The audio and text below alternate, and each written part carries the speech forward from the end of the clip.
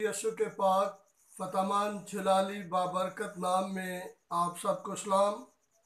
हम खुदाउन के नहायत ही शुक्रगुजार हैं जिसने आज का मजमून हमें दिया है। मसीही एक फ़र्क मखलूक हैं।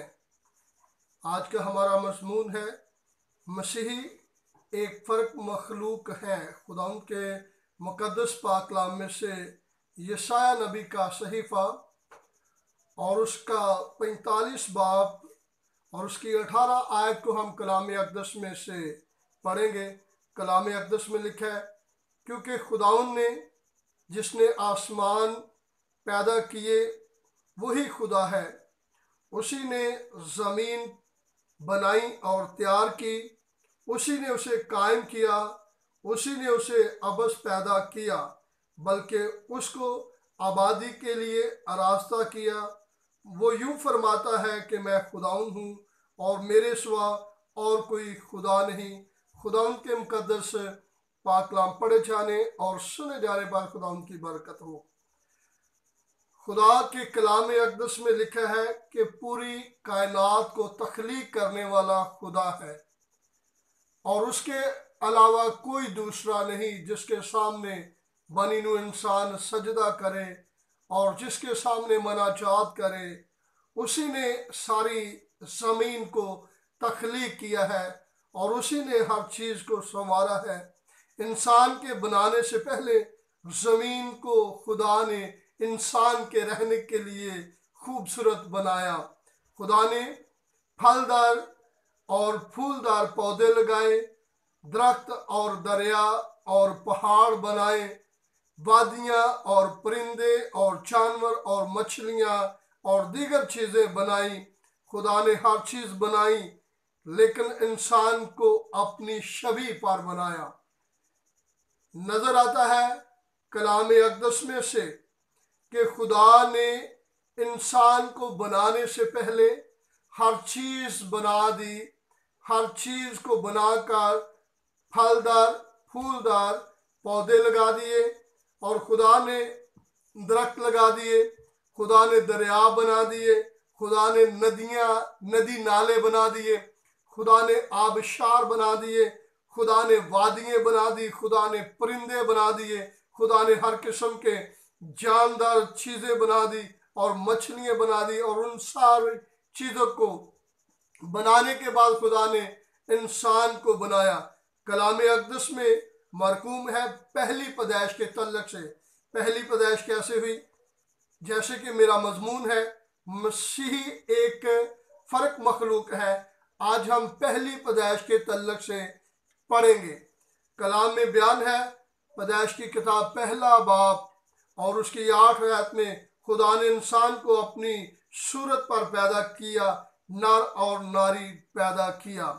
कलाम बयान करता है कि खुदा ने आदम और हवा को पहले वो जो इंसान थे बागे अदन में रखा। अब हम देखते हैं खुदा ने ये तख्लीक का मंसूबा और प्रोग्राम कैसे बनाया। कलाम में लिखा है, आओ हम इंसान को बनाए। और कलाम बयान करता है खुदा ने ज़मीन से मट्टी ली और मट्टी से आदम को बनाया और उसके नथनों में जिंदगी का दम फूंका और उसे जीती जान बनाया। और कलाम बयान करता है ये पहली पैदाइश थी, यानी कि आदम को खुदा ने कहाँ से बनाया? मिट्टी से बनाया। कहाँ से बनाया? खुदा ने मिट्टी से बनाया। आम तसव्वुर किया जाता है तमाम मखलूक़ात मिट्टी से बनी हुई है, मिट्टी से सिर्फ आदम बना है। और कलाम बयान करता है कि खुदा ने आदम को मिट्टी से बनाया। और नज़र आता है और फिर खुदा अपने कलाम अक़दस में बयान करता है कि पहली पैदाइश जब होती है खुदा ने उसके नथनों में जिंदगी का दम फूंका और उसे जीती जान बनाया। यहाँ पे मेरे साथ रहिए, तवज्जो से सुनिएगा। पहली पैदाइश में खुदा ने आदम को बनाने से पहले मिट्टी ली और मिट्टी से खुदा ने आदम को बनाया। दूसरी पैदाइश कलाम बयान करता है खुदा ने आदम पर गहरी नींद भेजी और गहरी नींद के साथ खुदा ने आदम की पसलियों में से एक पसली निकाली और उस पसली लेकर उसने हवा को बनाया। और जब आदम के सामने हवा को लेकर आया खुदा, थे उसने कहा ये तो मेरी हड्डियों में से हड्डी और मेरे गोश्त में से गोश्त है। पहली चीज यहाँ पे नजर आती है, आदम को मिट्टी से बनाया। दूसरी चीज आती है नजर, हवा को खुदा ने आदम से बनाया। और नजर आता है यहाँ पे कि जैसे खुदा ने अब पहला ऑपरेशन भी आदम का खुदा ने किया था। और नजर आता है कि पहला सर्जन भी खुदा खुद है। नजर आता है कि खुदा ने ऑपरेशन करके गहरी नींद सुलाकर, आम नींद नहीं, जैसे डॉक्टर बेहोशी करते हैं, उसी तरह नजर आता है कि खुदा ने आदम को गहरी नींद में भेज दिया और उसकी पसलियों में से एक पसली ली और उसकी हवा बनाई और आदम के सामने पेश किया। आदम जिंदा रहकर 9 पुश्ते अपनी देख रहा था। 9 पुश्ते उसने अपनी, जो उसके तुखम से पैदा हुई थी, 9 पुश्ते उसने देखी। और आदम की कुल उम्र 930 साल थी।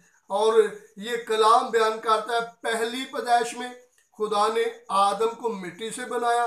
दूसरी पैदाइश में हवा को खुदा ने आदम की पसली लेकर बनाया।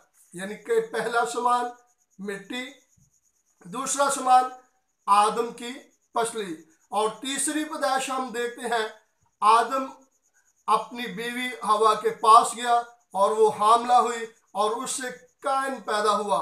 यहाँ पे नजर आता है, खुदा अपने कलाम में वजाहत करता है, तीसरी पैदाइश में खुदा ने तरीके को फर्क कर दिया और मियाँ और बीवी आदम और हवा को ये कह दिया, बढ़ो फलो फूलो और जमीन को ममूरो महकूम करो। यानी कि नजर आता है तीसरा तरीका कि मियाँ बीवी के मिलाप के साथ आगे नस्ल अफजाइश कर रही है। और चौथी पैदाइश एक और फर्क तरीके से हुई। अब साथ दीजिए, पहले मिट्टी ली, दूसरा खुदा ने आदम की पसली ली दूसरी पैदाइश में, तीसरी पैदाइश में खुदा ने आदम और हवा को इस्तेमाल किया। अब चौथी पैदाइश में खुदा ने तरीका ही बदल दिया और कलाम बयान करता है चौथी पैदाइश में अब यीशु मसीह की पैदाइश इस तरह हुई कि उसकी माँ मरियम की मंगनी यूसुफ के साथ हुई और उनके इकट्ठे होने से पहले वो रूह कुद्दस से हामला पाई गई। कलाम बयान करता है ये चौथी पैदाइश है।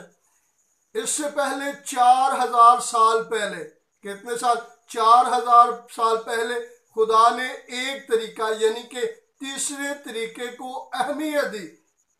अब नजर आता है कि खुदा बनी नूं इंसान को बताना चाहता है कि मैं इस तरीके से हटकर भी एक चौथा तरीके में औलाद को पैदा कर सकता हूं। और पूरी दुनिया में एक ही मर्द ऐसा पैदा हुआ जिसका नाम खुदा यीशु मसीह था।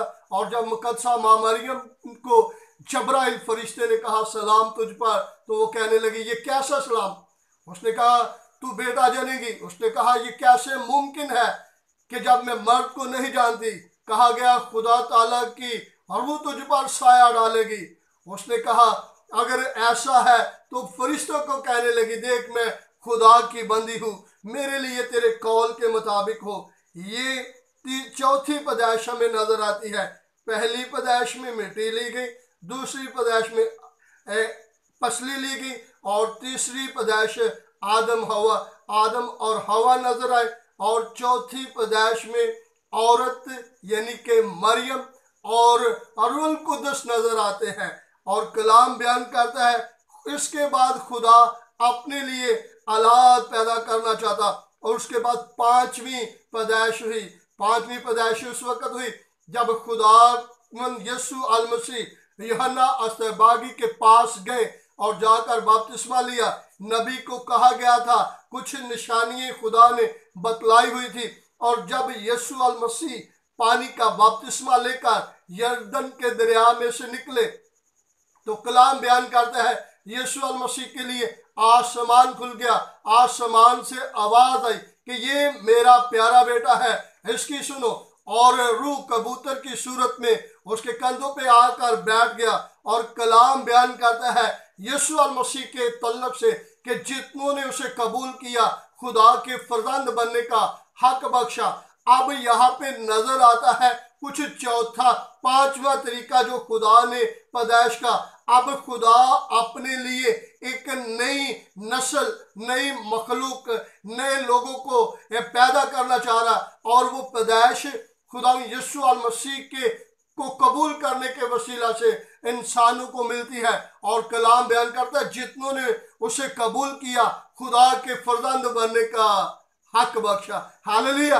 आप समझे, आप जो खुदा यीशु मसीह को शख्सी नजात दहिंदा कबूल करते हैं, कलाम बयान करता है यीशु मसीह सलीब पे थे, डाकू ने कहा ऐ खुदावन जब तू अपनी बादशाही में जाए तो मुझे भी याद रखना। तो यीशु मसीह ने क्या कहा तू आज ही मेरे साथ फरदौस में होगा। हालेलुया।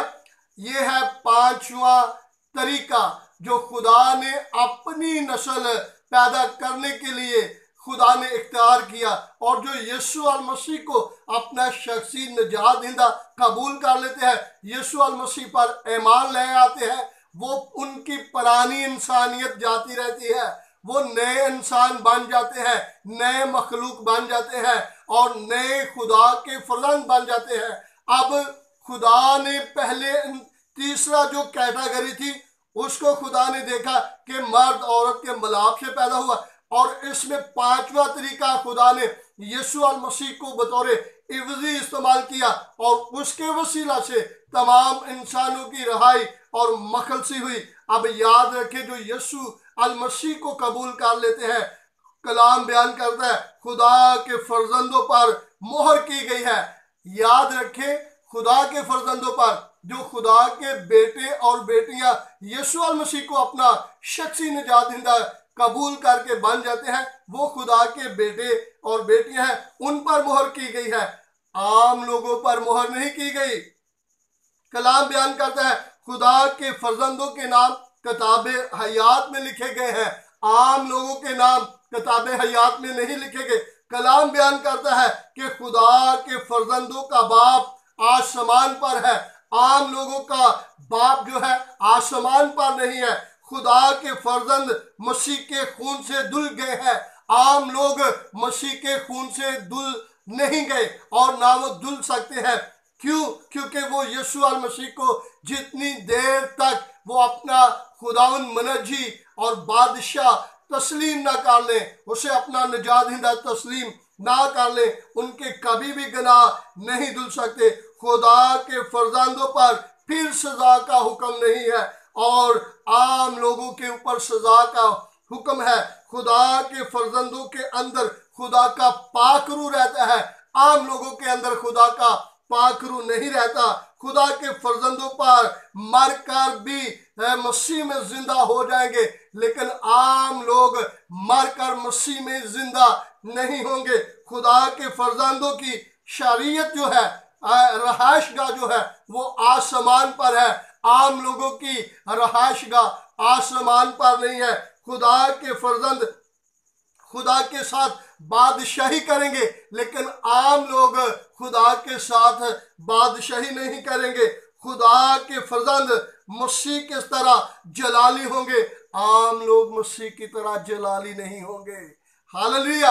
याद रखें, आपको नई पैदाइश हासिल करने के लिए ये जरूरी है कि आप नए तौर पर यीशु मसीह को अपना शख्सी निजात दहिंदा कबूल करें, ताकि आप खुदा के बेटे और बेटियां बन जाएं। ये है पांचवा तरीका। खुदा के कलाम में से हमने सीखा कि पांचवें तरीके में खुदा जो नस्ल पैदा करता है, जो फर्जंद पैदा करता है, वो उसके बेटे और बेटियां हैं। वही नए आसमान और नए यरूशलेम के मालिक होंगे। उन्हीं के नाम खुदा के घर के सतूनों पर लिखे हुए हैं, उनके ही नाम किताबे हयात में लिखे हुए हैं। वो फरिश्तों, कौमों, कबीलों का इंसाफ करेंगे। हालेलुया। याद रखें, आपका खुदा मसीह की वसासत से, मसीह के वसीला से आपको आसमानी शहरी बनाना चाहता है। तो इस मौके को कभी ना गंवाए। आए यीशु मसीह के कदमों में झुके, क्योंकि लिखा है कलाम अक़दस में, हर एक घुटना खुआ आसमानियों का हो खुआ जमीनियों का हो, यीशु मसीह के सामने झुकेगा। खुदा आपको बरकत दे। God bless you.